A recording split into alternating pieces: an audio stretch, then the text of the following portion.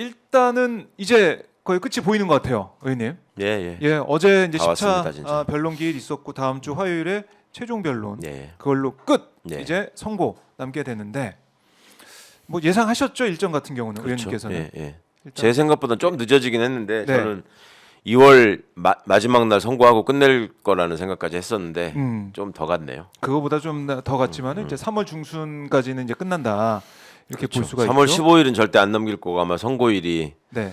3월 10일 언저리에서 되지 않을까. 3월 10일 언저리.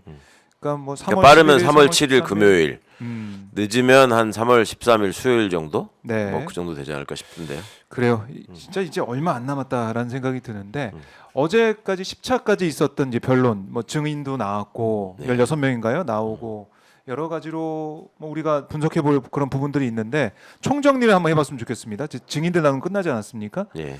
총정리를 해보면 이게 좀 갈리는 것 같아요. 이른바 이제 충암파 이쪽 사람들의 증언은 좀 예. 윤석열에 유리하게 좀 나갔던 것 같고 예. 또 한쪽에서는 아유 내가 이제 조사 받은 데다 얘기한다 이런 스타일이 또 하나 있었고 또 하나는 뭐 형사 재판 중이기 때문에 얘기 못한다 이런 사람도 있긴 했는데 어쨌든 충암파의 증언이 좀 도드라지는 그런 변론이 아니었나 이렇게 보는데 어떻게 좀 쓸데없는 짓 한 거죠 뭐. 예. 쓸데없는 짓 했고 매만 본 거지. 그게 뭐 의미 있는 얘기로 기존에 네. 나왔던 다른 진술들이나 주장을 엎을 수 있는 의미 있는 증언은 한 개도 없었던 것 같고 김용현 여인형 같은 경우에는 굉장히 이미지만 오히려 더 악화시키지 않았나. 예. 윤석열 본인한테도 그렇고 스스로 자기 자신에 대한 이미지도 그렇고 뭐 그다지 네. 별 성과 없는 상황이었던 것 같습니다. 그 사람들이 노렸던 바는 그렇게 부인하고 딴소리하고 하면 뭔가 이걸 쟁점도 좀 흐트러뜨리고 네. 그다음에 윤한테 유리한 국면으로 뭔가 진행되고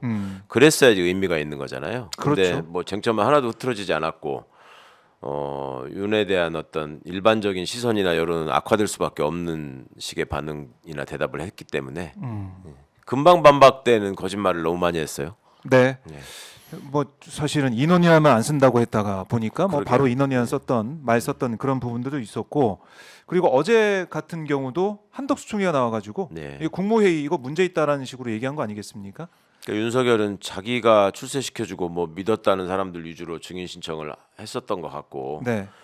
그걸 통해서 뭔가가 좀 바뀌었으면 좋겠다는 기대를 했던 것 같은데 변호인단이 일단 너무 화려하고 아주 능력이 떨어져 좀 팀킬을 하더라고 정말 돌아가면서 변호인단이 팀킬을 하고 네. 변호인단이 팀킬을 하는 것도 모자라가지고 본인이 또 자백을 하는 장면들이 자백. 또 많았어요. 변호인단의 질문이나 주장과 다른 얘기를 네. 갑자기 꺼내가지고 뭐 저 경찰 배치나 이런 거에 대해서 다 상의하지 않았냐 이런 안가에서 얘기들을 안가해동에서 그리고 김용현하고 변호인단은 부인하려고 했는데 윤석열이 자세하게 다 얘기했잖아요. 그렇죠.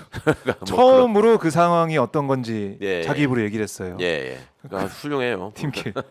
윤석열 본인도 막 그런 얘기를 했고 네. 어제 같은 경우도 이런 얘기를 하더라고요. 결과적으로 얘기했던 부분이 뭐냐면은 위치 확인이나 뭐 이런 것들 이거 잘못이다. 예. 그러니까 그게 이제 그렇죠, 김용현 그렇죠. 여인형의 잘못이다라고 이제 얘기를 한 셈이 그걸 주장하고 싶었지만 이걸 인정한 거 아닙니까? 그렇죠. 잘못됐던 거. 자기가 시킨 게 아닌데 네. 걔들이 이상하게 무례한 일을 벌였다 이런 말을 하고 싶었던 건데 아니 그게 뭐 저기 홍장원 차장 얘기가 없으면 또 모르겠는데 그렇죠. 결정적인 얘기들이 윤석열 너무 많아서 훈장한테 전화했고 여인형하고 통화해가지고 예. 명단까지 받았고 막 이렇게 해서 윤석열부터 시작이 된 건데. 지금 드러난 걸 보면은 윤석열이 그날 되게 바빴잖아요. 예. 개헌 포고령 읽고 내려가서 계속 전화질하고 있었더만 보면요, 그죠? 특전사령관도 여러 번 전화 받았다고 네. 그러고 수방사령관도 전화 전화 계속 받았고, 괴롭혔고 조지호 예. 전화 받고 예. 여인형한테도 전화했을 여인형도 거 전화 같고 받았을 김용현 전화했지. 그러니 뭐 전화기 불났네. 네. 그래서 여기저기 지시를 자기 딴에는 정말 꼼꼼하게 촘촘하게 다 해가지고 있기 때문에 실패할 리가 없다는 생각을 했었던 것 같아요. 그리고 기본적으로 이거를 뭐랄까 반란을 성사시킬 만한 어떤 배짱이나 지략이 없어요. 그게 아무나 되는 게 아니잖아요. 근데 그냥 자기의 어떤 욕심, 네. 그다음에 본인의 독성과 오만, 그리고 근본적으로 갖고 있는 그 뭐랄까 그 쫄보로서의 특징, 겁이 많은 사람이라고 제가 그랬잖아요. 예. 그러니까 겁은 많은데 이거를 없는 것처럼 가장을 해야 되고 성사는 시켜야 되겠고, 그러니까 나타날 일 초조하게 계속 전화질하는 거죠. 그렇네. 닥달하고 막 그렇죠. 윽박 지르고 그게 이제 소리 지르고. 초조하고 겁나니까 하는 일이지.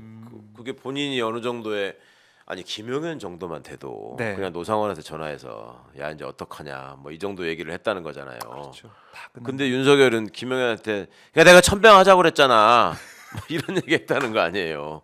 어? 그리고 또 어떻게 다른 여지가 없을까 싶어가지고 찾아보고. 법전 뒤지고 아, 참. 저 참모총장 뭐 저 국방장관 앉혀놓고 또 예. 경찰청장 전화해 가면서 다른 일 없는지 또 그러고 있고 그러니까 이걸 또 뒤집을 수 있는 게 뭔지 계속 찾아보고 안절부절 못 하고 있었고 뭐 이런 게 이제 드러나고 있는데. 오죽하면 정영식 재판관이 짜증을 내겠습니까? 어, 그 사람도 웬만하면 좀 도와주고 싶었을 거 아니에요. 근데 그렇죠. 너무 말같지 않은 소리를 가지고 자꾸 들이대니까 이 다 이제 손절하는 그쪽으로 가고 있는 게 아닌가 이런 생각도 드는데. 네.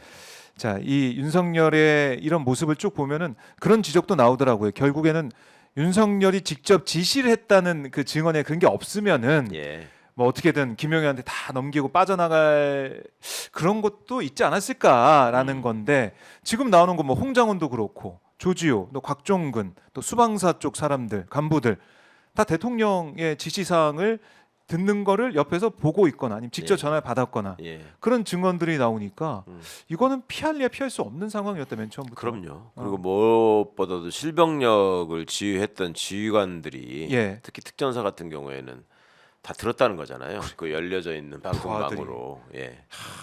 그리고 지금 김현태 대령 같은 경우에 말을 바꾸면서 이상한 소리들을 자꾸 해서 오히려 더 나락으로 빠져들던데 그게 제가 보기에는 본인도 겁나고 하니까 이게 국힘 쪽에서 하자는 대로 뭔가 이렇게 맞춰주면 네. 뭐가 여지가 생기지 않을까 싶어서 끌려가는 것 같던데 그 참 딱하더라고요. 전적으로 이용당하는 건데 네. 그러니까 그거 보고 있던 부하들이 저 텔레그램방 같은 거 다 공개하는 거 아닙니까 지금 저게 말이 그렇네요. 되냐. 수방사 일경비단장만 하더라도 네.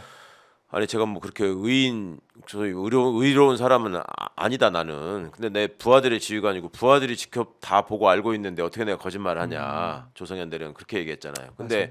그 사람 그렇게 얘기하는 걸 다 봤을 거란 말이에요. 네. 707 특임단의 구성원들도. 네. 근데 진해 지휘관이라는 사람이 나가가지고 처음에는 그 삼각지 길거리에서 눈물까지 뭐 흘리는 신용을 하면서 부하들을 뭐 저 걱정하는 것 같은 얘기를 했다가 그랬죠. 나중에 말 바꾸면서 저거 하는 걸 보면 나름 그래도 707 특임단 부대원들이 자부심이 있는 사람들인데 야 저 수방사 일경비단장만도 못한 저런 태도를 보이느냐라는 게 굉장히 수치스러웠을 거예요.